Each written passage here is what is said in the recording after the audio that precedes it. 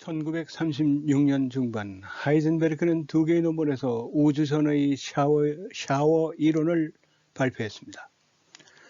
그 후 2년 동안 4편의 논문이 더 나왔습니다. 1938년 12월 독일의 화학자 오토 한과 프리츠 슈트라우스만은 자연과학 The Science of Nature에 우라늄의 중성자로 충동을 시킨 후에 바륨 원소를 검출했고, 오토한은 우라늄의 폭발로 결론 짓는 원고를 보냈고, 동시에 그해 7월 네덜란드로 비신하여 그 스웨덴으로 간 친구 리제 마이트너에게 이 결과들을 알렸습니다. 마이트너와 조카 오토 로버트 프리시는 한과 슈트라스만의 결과를 핵분열로 올바르게 해석했습니다. 프리시는 1939년 1월 23일 실험적으로 이것을 확인했습니다.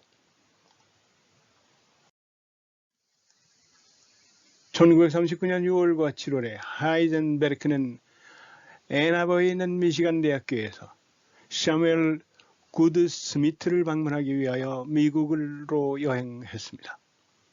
하지만 하이젠베르크는 미국으로 이주하는 초청을 거절했습니다. 그는 6년 후 구드 스미트가 제2차 세계대전 끝 무렵의 알소스 작전의 수석과학 조언자가 될 때까지 그를 다시 보지 못했습니다. 하이젠베르크는 클래식 음악을 즐겼고 피아노 연주 실력이 수준급이어서 그의 부인도 피아노 연주로 꼬셨습니다. 1937년 1월 하이젠베르크는 개인음악 발표회에서 엘리자베스 슈마허를 만났습니다. 엘리자베트는 유명한 베를린 경제학 교수의 딸이었고 그녀의 오빠는 작은 것이 아름답다의 저자인 경제학자 에른스트 프르드리히 슈마허였습니다. 하이젠베르크는 1937년 4월 29일 엘리자베스 슈마허와 결혼했습니다. 어려서부터 상당한 수준의 철학 교육도 받았습니다. 이 때문인지 양자역학의 철학적 문제에도 큰 관심을 기울였습니다. 사실 당시 유럽 출신의 다른 많은 물리학자들도 마찬가지였지만 때때로 하이젠베르크를 물리학자이자 철학자로 소개하는 인명사정도 있을 정도입니다. 하이젠베르크가 나중에 자신의 스승들에 대해서 조모폴트에게는 물리학에 대한 희망을, 보른에게는 수학을, 보어에게는 철학을 배웠다는 말을 남겼을 정도입니다. 미국의 오펜하이머가 주도하여 극비리의 영국과 캐나다도 참여한 핵개발 계획이 맨하탄 계획이라면 나치 독일이 추진한 핵개발이 바로 우란베라인 프로젝트였습니다.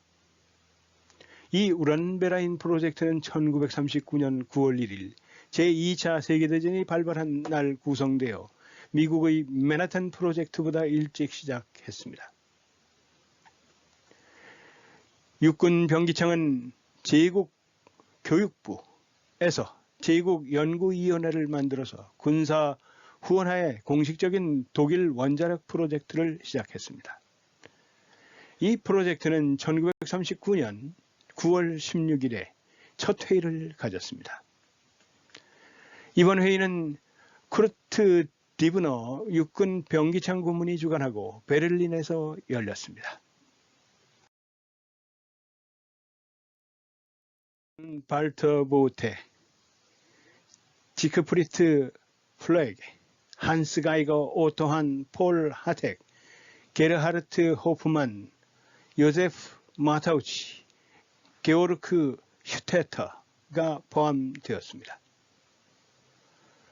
곧이어 하이젠베르크, 클라우시스, 로베르트 데펠, 카를 프리히드히 폰 바이츠제커 등이 두 번째 회의를 열었습니다.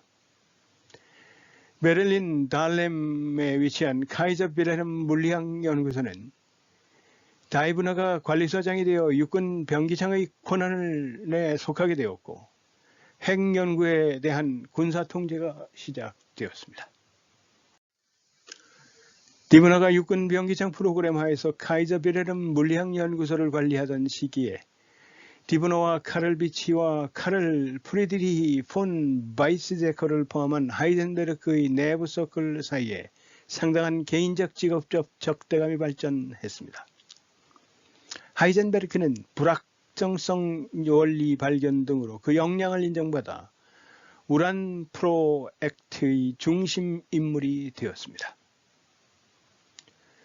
1942년 2월 26일부터 28일 사이 카이저 빌헬름 물리학 연구소에서 열린 육군 병기청이 소집한 과학회의에서 하이젠베르크는 독일 제국 관리들에게 핵 분열을 통한 에너지 획득에 관한 강의를 했습니다. 우라늄 핵 분열로부터 에너지 생성을 위한 이론적 토대라는 제목의 이 강의는 제2차 세계대전 후 하이젠베르크가 사무엘 구드스미트에게 보낸 편지에서 고백한 바와 같이 제국 장관의 지적 수준에 맞추었습니다. 하이젠베르크는 핵 분열의 엄청난 에너지 잠재력에 대해 강의하면서 원자 핵의 분열을 통해 2억 5천만 전자볼트가 방출될 수 있다고 말했습니다. 하이젠베르크는 연쇄 반응을 달성하기 위해 순수한 우라늄 235가 필요하며 자연계에서 이를 정제하여 농축하는 것이 기술적으로 어려우며 너무 비용이 많이 든다고 설명했습니다.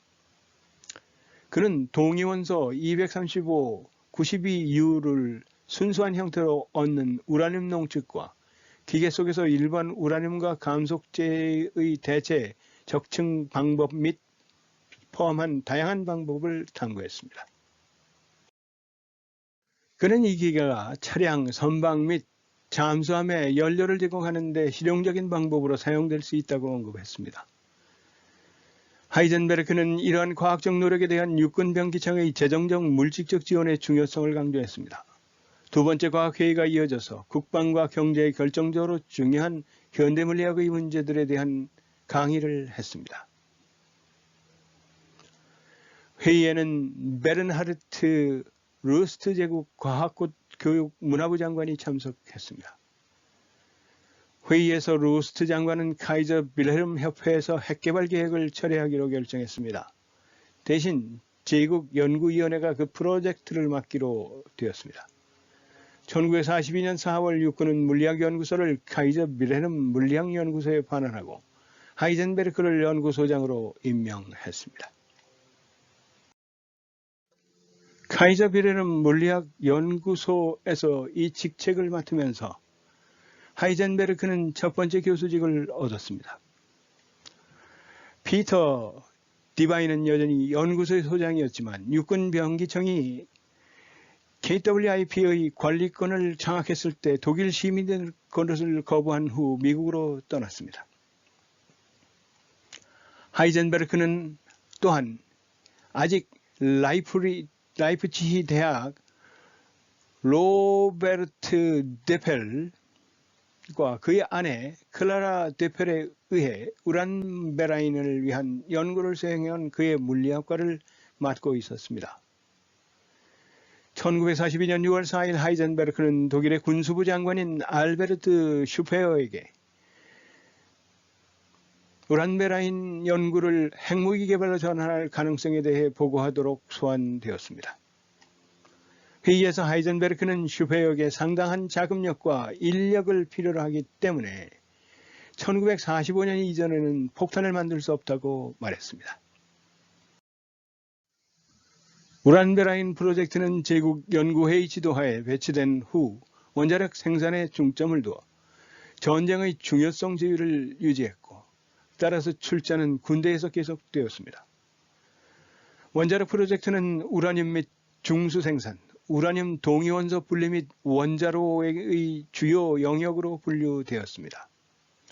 그 후 프로젝트는 본질적으로 여러 연구소로 나뉘었고 이곳에서는 감독이 연구를 주도하고 자신의 연구 의제를 설정했습니다. 군대가 독일 핵무기 프로그램에 대한 통제를 포기한 1942년의 시점은 인원수로는 프로젝트의 절정이었습니다. 약 70명의 과학자가 이 프로그램을 위해 일했으며 약 40명의 과학자는 시간의 절반 이상을 핵분열 연구에 할애했습니다. 1942년 이후 응용 핵 분야를 연구하는 과학자의 수는 극적으로 감소했습니다. 함께 일하지 않는 많은 과학자들은 핵 분야 연구를 중단하고 보다 시급한 전쟁에 관한 연구에 노력을 기울였습니다. 1942년 9월 하이젠베르크는 가본 입자 물리학의 산란 행렬 또는 S 행렬에 대한 3부작 시리즈의 첫 번째 논문을 제출했습니다. 처음 두 개의 논문은 1943년에 출판되었고 세 번째 논문은 1944년에 출판되었습니다. S 행렬은 1925년에 관찰 가능한 것들만을 사용하여 양자역학의 행렬 공식화의 기초가 된 것으로 판명된 것과 같은 선례였습니다. 1943년 2월 하이젠베르크는 프리드리히 윌헬름스 대학교, 현재는 베를린 훔볼트 대학교의 이론 물리학 과장으로 임명되었습니다. 4월에는 프로이센 과학 아카데미의 멤버로 선출되었습니다.